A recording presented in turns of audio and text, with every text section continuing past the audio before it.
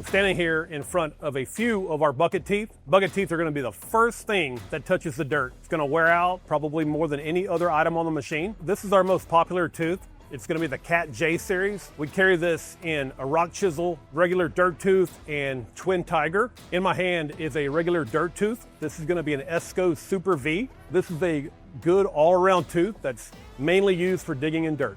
This is a K80. It is our aftermarket version of the tooth. It is a rock chisel, and it's mainly used in digging in harder material. This is a Cat J series twin tiger. It's used in very hard material. It allows you to penetrate and get a full bucket.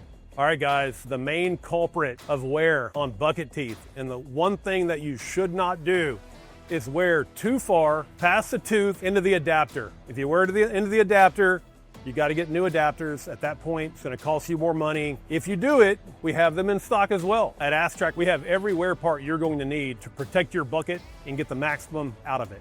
Give us a call and we'll take care of you.